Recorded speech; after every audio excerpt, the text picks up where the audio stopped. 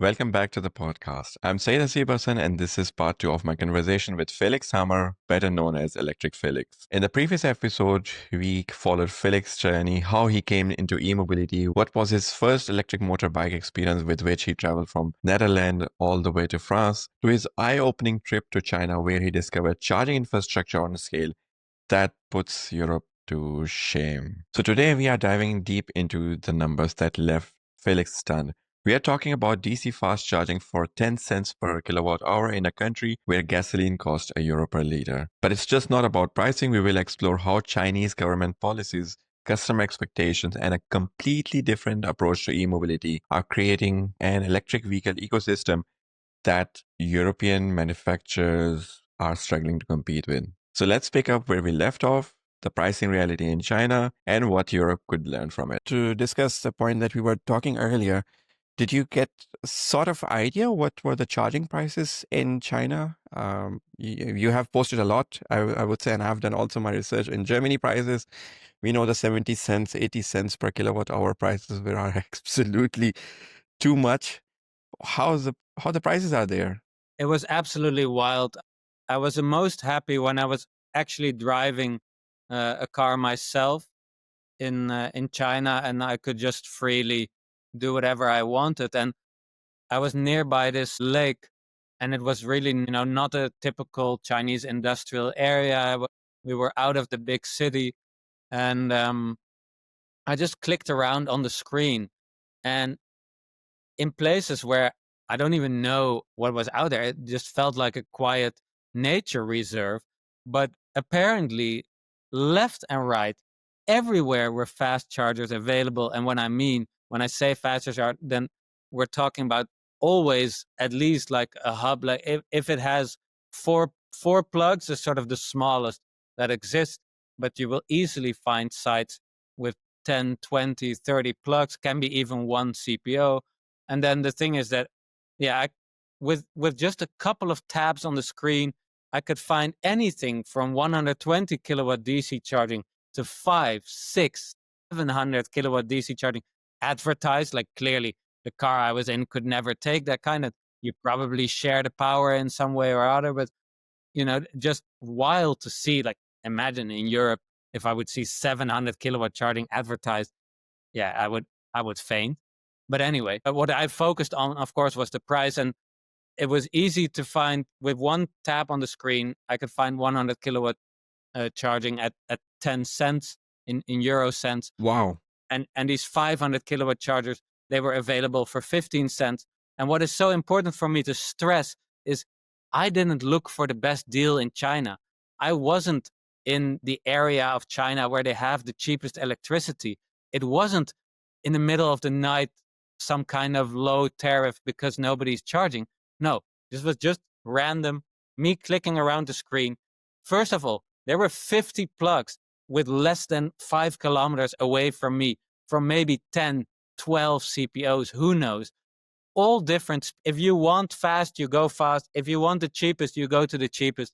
If you want your car to figure it out, you let your car figure it out. Several things surprised me because, okay, the speed is amazing and the pricing is amazing. But how many cars in Europe could I find where I could just click around the screen and actually find fast chargers, and that the car would tell me just the price, not with some kind of question mark, will I actually pay this price? No, it just mentions this price because this is the price for everybody. You don't need to do something weird to get it. And yeah, it just... So there was no concept of like the apps right now. So in Germany, or for example, where so I have to think twice or thrice which app to choose. And if I find it, firstly, my thought process is, okay, let's find a charger. I've seen a charger right now. Let's see, okay, which is the operator right now. And then I decide, okay, which app to use to probably get the best prices. You have seen the examples for Aldi. So if they are offering ad hoc pricing last year for 39 cents, now it's, I think, around 47 cents per kilowatt hour. Depending on which app you use, you could go easily from 65 cents all the way up to 90 cents. And it's kind of a hassle for a consumer to go through all the apps to find the best deals. So what you're explaining over there, you did not even do that step. You just found the price only on your EV, and that was it. And you could just decide, okay, let's do it. I was really surprised by this, and it's helped by this WeChat ecosystem where you sort of have one app on your phone that pretty much runs everything from your train booking to a hotel to just whatever, really.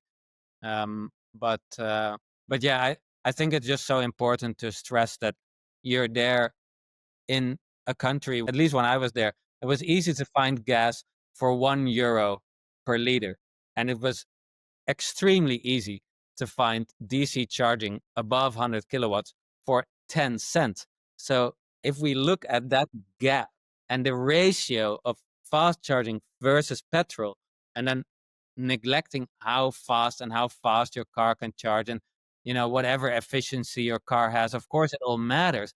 But imagine that you would tell people in Europe that if the price is €2 per liter, which, in the Netherlands, that would be called cheap. And I would tell them that they could go fast charging at Fastnet for 20 cents. I mean, everybody would have been driving electric years ago. Like, Absolutely. it just blows there, that is not competition. That is a better product. And the gaps you were mentioning, so I think when we look at the prices in Germany, so you can get the gasoline for €1.65, and the price for electricity fast charging 80 cents, 79 cents. The gap isn't in the ratio that we are discussing in China. And if you're driving in China for those prices, absolutely every day you will choose an electric car because it's a huge incentive to drive. It will be easy on your pocket as well. You can finance it as well. And I'm not sure how was the home charging concept in China, but if you have home charging, then it's absolutely amazing to drive over there. Why should you ever drive a gasoline in China then?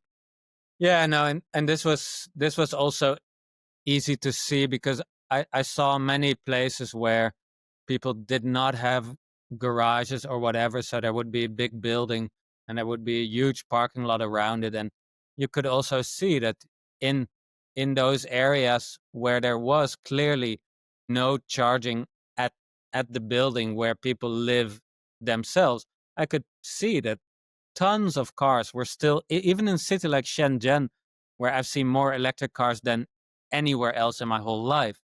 Okay. One day you can see more EVs than in Oslo for a week.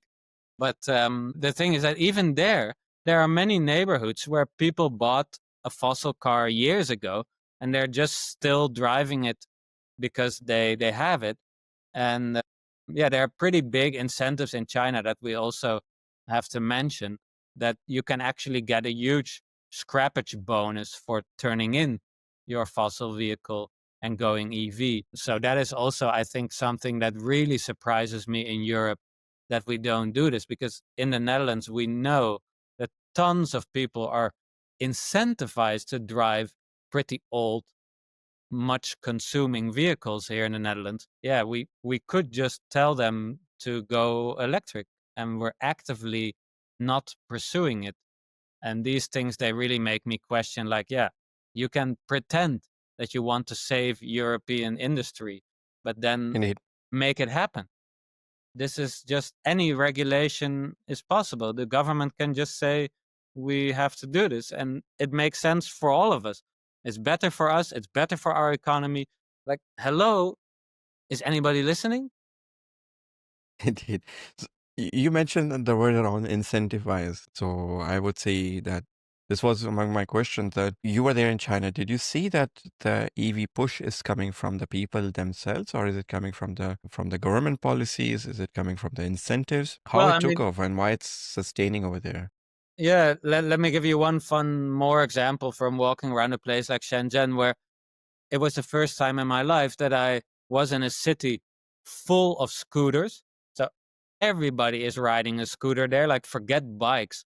Bikes are old.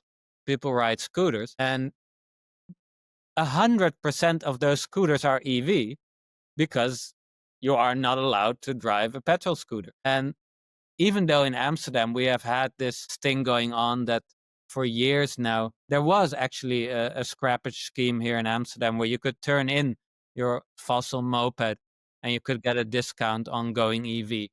But the sad reality is that, yeah, that was not a big bonus, and people ride this old moped that feels cheap to them and easy to use, so they just keep on riding their petrol motorbike. So even though in Amsterdam maybe we're now at half, so I see a lot of electric scooters. Yeah, in a city like Shenzhen, you will see 10 times more electric scooters, and every single one of them is electric because we say in the city we ride electric. And it's clear that there's every city in China does it differently. So I even found out like this. You have this, maybe you know this Wuling bingo car, but there's these amazing EVs that are, yeah, they are the size of a tiny motorbike, but it is a car. And the funny thing is that a city like Shanghai has been dealing with such a horrendous amount of cars in general that in Shanghai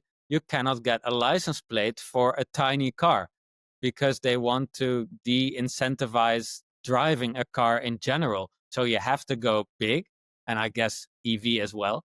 But so this is a city where you see tons of cars, you see tons of EVs, not as many as in Shenzhen. So you can already see that there is like this policy lag. Like apparently in Shenzhen, there has been a policy push. I don't know the exact rules, especially not right now, but probably there are several weekdays where you're not allowed to drive your petrol car into the city, stuff like this. And yeah, that makes it also really easy to like for many years in China, there was simply, when you want to get a license plate for your car, you need to wait for a year if you want a petrol license plate. And if you want a green one that has to be either plug-in or full electric, then you just get it tomorrow. So that is like this very cheap way to just tell people to go EV.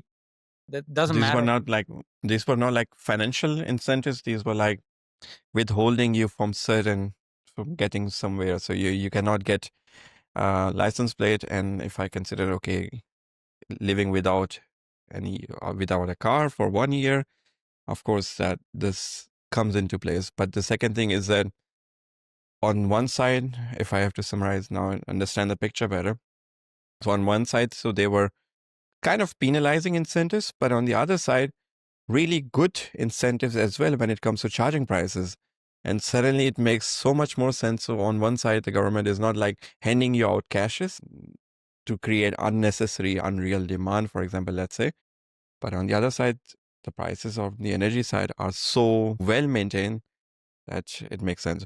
But did you hear over there? I'm not sure, but this is something I've heard. But I have never researched it, honestly, let's say. I thought that the energy prices are also over there subsidized for the CPO. Is it some truth to it, or I Well, I haven't mean, researched it? to me, that would totally make sense because the prices I saw were obviously pretty much close to a miracle.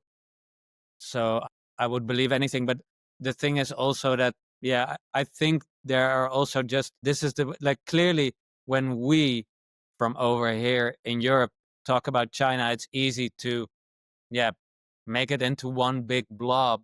But clearly China isn't like that at all. So the local differences, like clearly it's not Europe where the Netherlands can hardly be compared to Italy. But the thing is that in a way, I think you can. And yeah, the biggest cities have been the most successful going EV, and it has to do a lot with the policy. And I think the exact charging price, it's questionable. Like the thing is that as soon as people go for their first EV, they probably don't even really know how much they will charge. Like the thing is, I think that most people in Europe also, they don't realize that even though I love to focus on charging prices, at the end of the day, a lot of EVs are very efficient, much more efficient than your fossil vehicle can ever technically be. And that efficiency is already such a huge gain that, yeah, if I look at my dad, he doesn't even plug in once a week because he doesn't drive enough to do it. So even though if his charging was more expensive than it actually is, at the end of the year, it wouldn't matter so much because he doesn't charge so much. Yeah. And Then in China, people drive so much in the city and there's so much in traffic. That is also why I think if we look at their CLTC range compared to WLTP, like it's always a bigger number. The Chinese reality is you will probably drive much slower than you ever did anywhere else. So you will also get more miles out of your EV. that was, I think if we compare CLTC to WLTP, the difference I've found was around 13 to 15%. So CLTC is higher, and then WLTP is again around 10% higher than EPA ranges in USA. So this Exactly. was the difference. But in China, I've never seen, but I've heard now it's for the second time today that there is a lot of stop and go traffic. So it's never like you're driving consistently a high speed like in Germany in Autobahn or anything. It's just too much stop and go city driving. And when you're stopping and if you're driving stop and go, then electric vehicle performs so much better than a gasoline one, because if you can add all sort of technologies to an engine, it can turn off while you're standing there, but and restart. Still, you consume so much more when you are doing the stop and go driving model. Absolutely. Yeah, no. So that is absolutely mind blowing that these cities are so big, and people are just in traffic, and they're at the traffic light, and all these cars are connected, so you can see on your screen and in your app that you use for navigation, you can see how long the traffic light will be red. So that is why Wow, in car entertainment that's matters, new. because if you can see that the traffic light will go green 90 seconds from now, yeah, you're gonna zone out and do something else. I get it. So yeah, it's a totally different approach. Like, yeah, nobody in Europe would believe you if you tell them this without just going there to try it. Amazing. One other question I was thinking about in China. So I think we are nearing our podcast time today. But it was really fascinating. So I'm just going to go really into China more, because in the next one, then we can talk about the Europe as well. But I recently saw, I mean, the financial results of Porsche. We know how their China market is doing right now, or the Audi.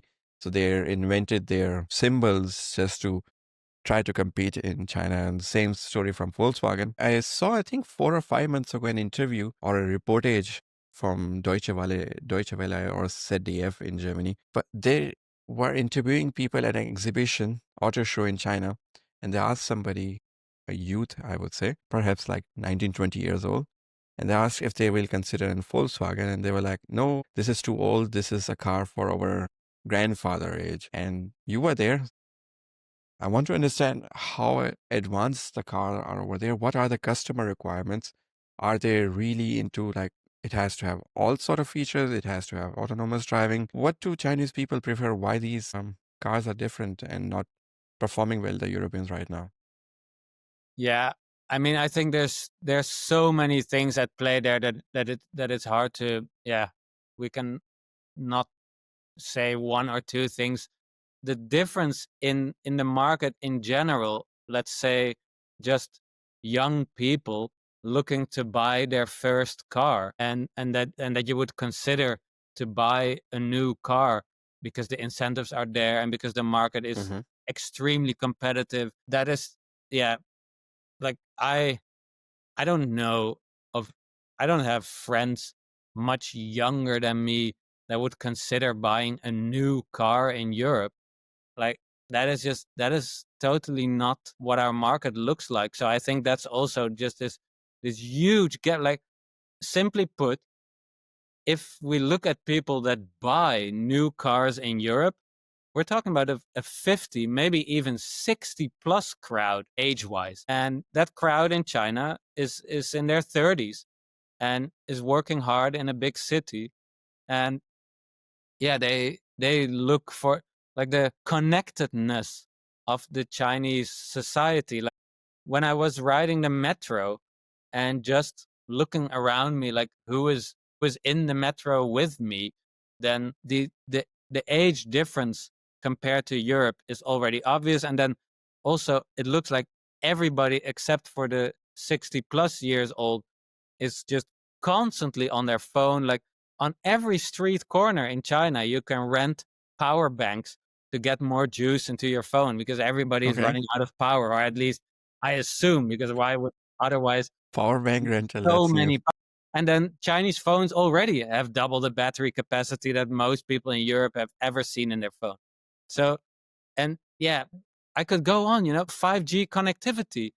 I took a train from Shenzhen to Shanghai, which is a huge trip, all day trip. And even though it goes at 300 plus kilometer per hour, and the connection was pretty much flawless, even using my VPN and my eSIM and everything.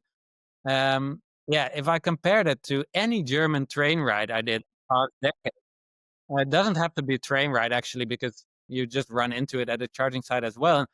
Yeah, these differences are all just so huge. And if you let's let's give you this most hilarious example that I ran into, because I could try all these cars because we were at the Shanghai Auto Show and all around it. And I sat in this Chinese car that had a 6K screen in the front, and then it had another 6K screen in the back. And I'm talking like a meter wide, maybe more, like ridiculous, just huge and so sharp.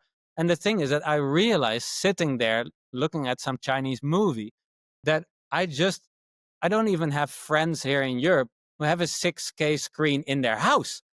And here I'm sitting in this Chinese car that offers two of those in the car. And yeah, it's such a different approach to their mobility in general, to just, I sat in so many of these cars and also taxis, and also just Hmm. looking around these cities, you see a lot of vans driving around everywhere. But these vans, in the back, there's just business class seating, massage seating, big screens, Okay.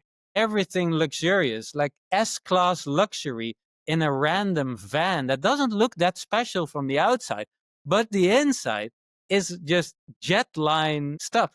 Yeah, it's It's completely everything. different world that we are talking about. So to be Totally. honest, you were saying 6K, you don't have friends that have 6K. I had to think twice or thrice, have I ever heard of 6K? That was completely new. So I know about HD and then 4K, and that's pretty much it. So whenever this is the numbers that I've seen usually, 4K is the absolute maximum I've seen. So now I had to first understand what you're talking about. Okay, then I'm like, oh, it's the resolution that you're talking about. 6K, I didn't even know honestly until today. So it's And let's crazy. let's give one shout out to a brand like Xiaomi, because it is just also so interesting to see that there you have a player that is so young in the car space, but so well connected with their audience. Like, they sell tons of products that they how many Chinese people could we together find? Let's say that we go on a Chinese road trip for 2 weeks. How many people do you think we can find that don't know the Xiaomi brand? Like, nobody in Europe would believe you, maybe. But the thing is that this is such a household brand over there, and pretty much the same with Huawei, who are behind Hmm. several car brands with their tech in it spread out. And we're talking about these players that are just, we think that they are in the sort of the IT space, but that IT space is entering that car scene at a pace that in the rest of the world simply isn't happening. And yeah, that is where I wonder, like, first of all, clearly in Europe there will be less demand to go with a screen that big and a big Hmm. screen in the back. Like, people will be like, I don't want my kids to have such a big screen. Yeah, you Hmm. can say whatever you want, but yeah, we cannot stop this process that is going on over there. And just, yeah, this the scale of everything of it. And if you look at this Xiaomi car, that for example is a bit like a Tesla, where it has hardly any buttons, but then they actually sell this upgrade that you can plug around the screen and you can have all these bells and whistles. So they just play with what a car can be. And I think that is also something that we have to give people to take home to think about. Like, I saw a playfulness in China that I miss over here.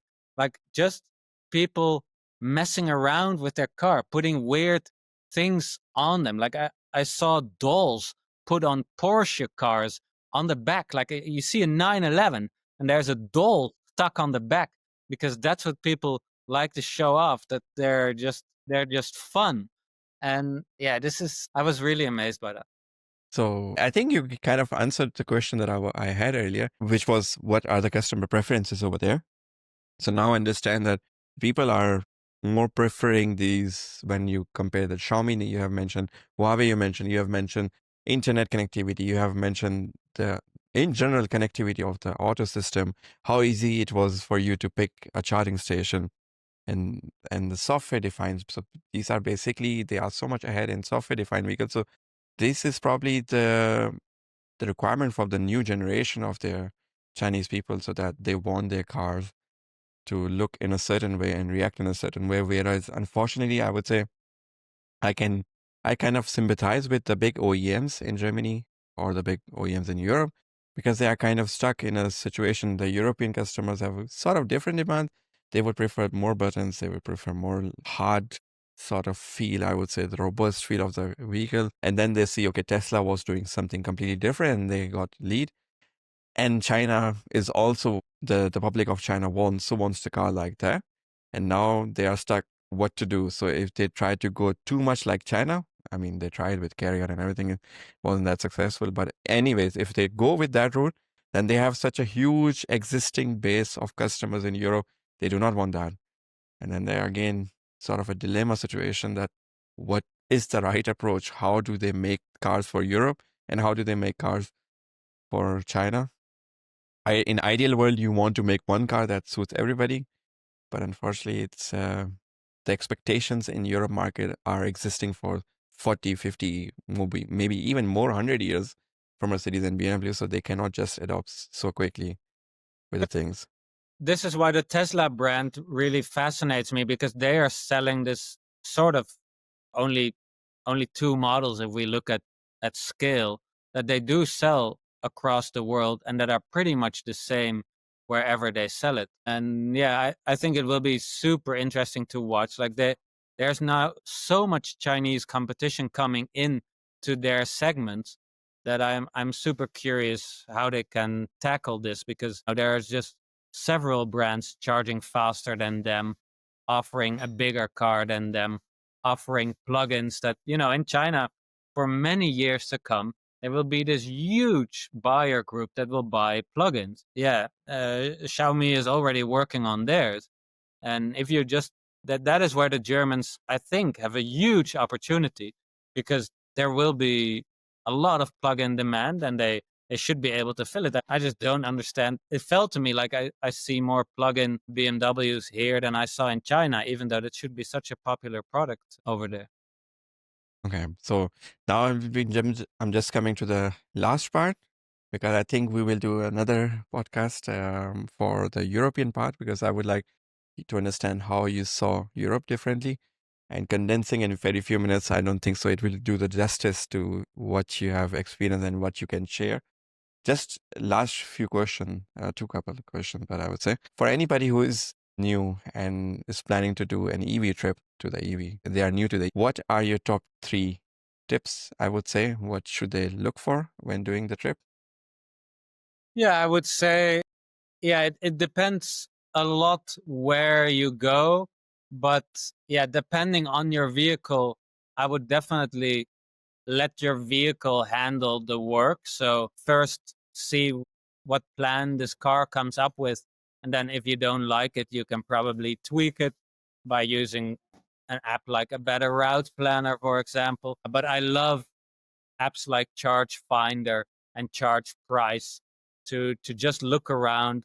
Maybe if I go to a new place, if I go to a place where I knew the situation a couple of years ago, then these apps will show you very quickly what is happening in certain locations, and they will tell you about pricing, which in my opinion is still one of the most important things. But yeah, I would also just love for people to go EV before you go EV. Like, let's say that you have a petrol car today, just rent an electric one to try it. And if you just download either Ionity app or the Tesla app, then you can do any road trip in any direction for an affordable price.